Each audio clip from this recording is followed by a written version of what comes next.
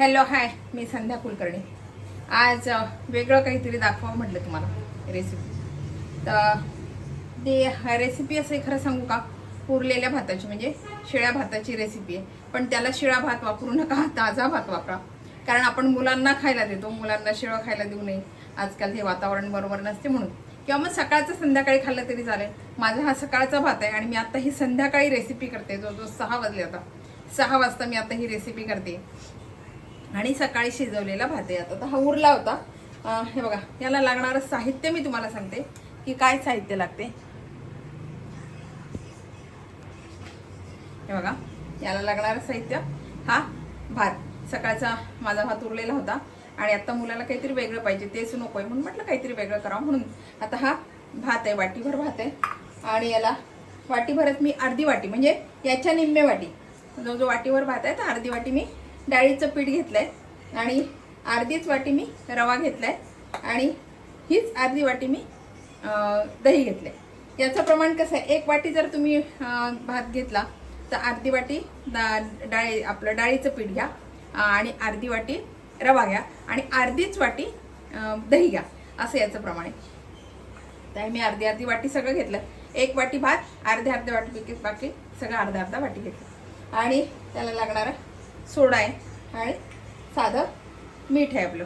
याला बाकी काही लायकी तुम्हाला घालायचं असलं तर थोडं जिरा वगैरे घातला तरी चालेल. मुलं तिखट खात नाही म्हणून, नाही तर मग थोडासा हिरव्या मिरच्याचा ठेचा घातला तरी चालेल. पण मी काही घालणार नाही आहे, कारण माझा मुलगा फार तिखट खात नाही. जरी एवढा मोठा आहे तरी तिखट फार खात नाही. मुलं खाताना आणखीन काहीतरी म्हणून मग नको म्हणून मी घालत नाही आहे तिखट.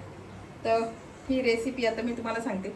ही शिळ्या भाताची रेसिपी आहे, पण शिळा भात खाऊ घालायचा नाही म्हणून हा सकाळचा भात मी संध्याकाळी रेसिपी करते.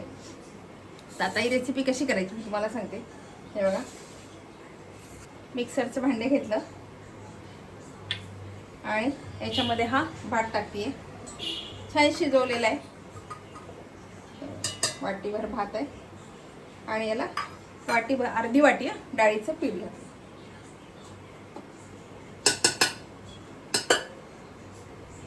आणि ही अर्धीच वाटी म्हणजे ही वाटीभर, जो अर्धी वाटी ही आहे ना, ते हे वाटीवर तुम्हाला दाखवायसाठी मुद्दाम याच्यात घातलं. ही वाटीभर मी दही घातले याच्यात. बाकी याच्यात काही घालायचं नाही. आता हे सगळं मिक्सरमधून काढायचं. याच्यात लागलं तर तुम्ही पाणी घाला, मी पाणी बाकी काही घालायचं नाही, मी काही घालणार नाही आहे. बाकी तुम्हाला लागलं तर तुम्ही हिरवी मिरची घाला, आलं घाला किंवा आणखीन काय घालायचं असेल तर घाला, पण मी काही घालणार नाही आहे. मला हे असं सिम्पलच करायचं आहे आणि फक्त मी नंतर मीठ घालणार आहे, बाकी काहीच घालणार नाही याच्यामध्ये. तर आता मी हे सगळं मिक्सरमधून काढते. मी फक्त डाळीचं पीठ, दही आणि भात एवढंच घेतलं बरं का, मी रवा अजून घेतलेला नाही आहे. आता हे सगळं मी मिक्सरमधून काढते.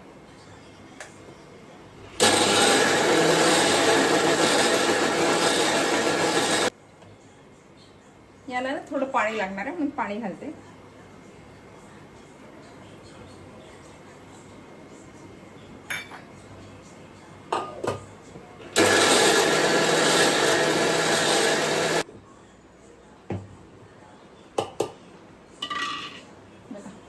आपलं हे तयार आहे. आणि आता जे आहे ना, मी हे काढून घेते भांड्यामध्ये. आपण इडलीचं कसं करतो तेवढंच ठेवायचं, इडलीचंच प्रमाण ठेवायचं, पातळच. आता मी हे सगळं काढून घेतलेला होता ना, हा रवा आता याच्यामध्ये घालून देते.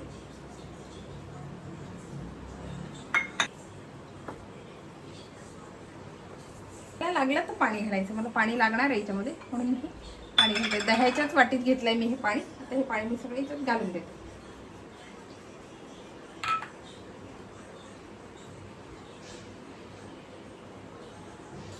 रवा जर जाड असेल तर तुम्ही मिक्सरमधून काढला तरी चालेल. माझा रवा बारीक होता म्हणून मी मिक्सरमधून हा नाही काढला. आपण इडलीचं पीठ कसं करतो तसं पाहिजे हे, म्हणून मी परत पाणी घातलं याच्यामध्ये. आणि हा रवा आता थोडंसं मुरेल ना, म्हणजे पाणी लागायला झालं म्हणून मी याच्यामध्ये पाणी घातलं.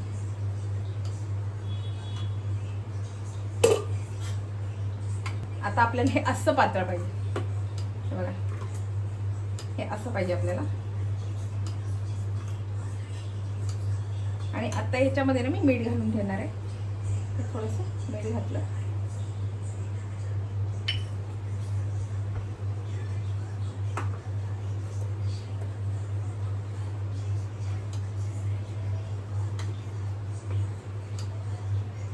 हे 5 मिनिटं मी झाकून ठेवणार आहे. आता हे 5 मिनिटं मी झाकून ठेवणार आहे. तर 5 मिनिटं मी ठेवून देणार आहे. आणि आता मी ना पातेल्यामध्ये पाणी ठेवलंय आणि त्याच्यावरती ही चाळणी ठेवली आणि आता ताटाला तेल लावतीये. हे ताटाला ना छान तेल लावून घेतलं.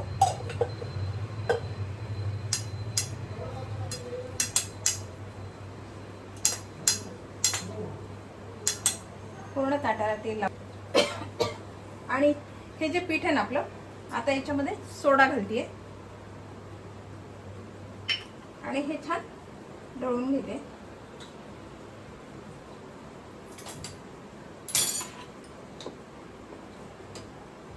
याच्यामध्ये या ताटामध्ये टाकते.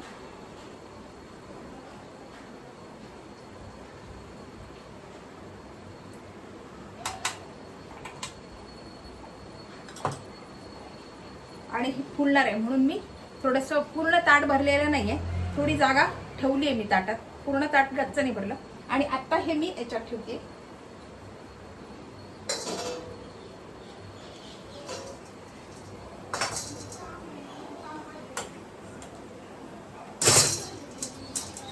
आणि हे आणि आता हे छान होऊ देते. करते काढी.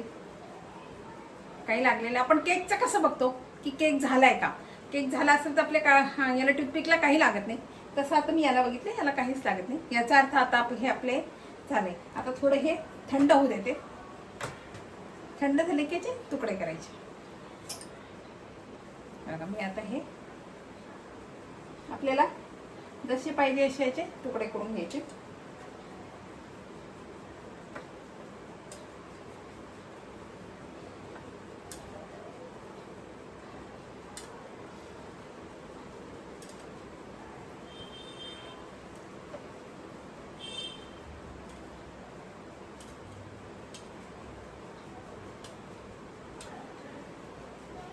अजून थोडं गरमच आहे, एवढं थंड झालेलं नाहीये.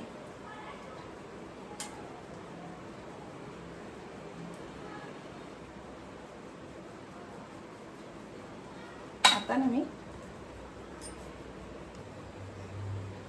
आणि हे बघा आता मी हे काढते वर. ताटाला पण चिटकत नाहीये. व्यवस्थित काढलं ना ते बघा छान निघतंय.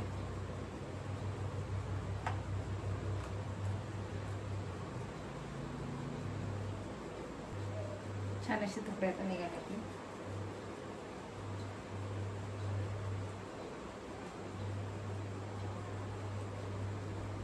बघा आता हे छान छान असे निघाले. बघा छान स्पंजी आणि छान निघाले आहे. आता पुढची रेसिपी सांगते कसं करायचं ते. आणि आता बघा कढईमध्ये तेल टाकलं, मोहरी टाकली. तेल जास्त तापलेलं.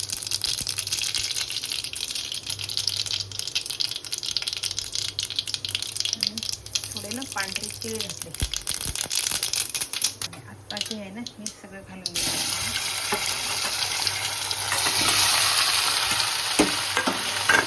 एकही तुकडा नाही पडला बघा. व्यवस्थित छान निघाले बरं का. मी जसे पाडले ना तसे व्यवस्थित छान निघाले.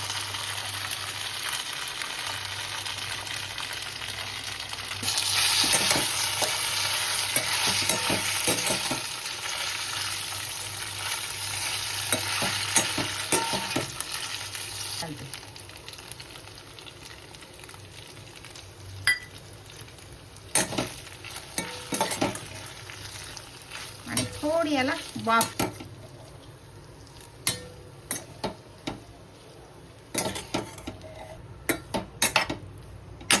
थोडीशी वाफी देते झाकण ठेवून. आणि हे बघा आपल्या हे तसं पाहिलं नव्हतं.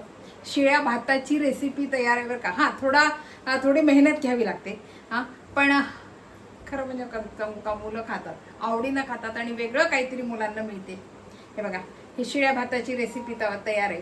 ही म्हणणार नाही की ही शिळ्या भाताची रेसिपी आहे. बघा, वरून कोथिंबीर टाकले तर मुलाला कोथिंबीर आवडत नाही म्हणून मी कोथिंबीर नाही घातली याच्यावर. वरून छान कोथिंबीर लावली, पेरली, छान सुंदर अगदी रेसिपी.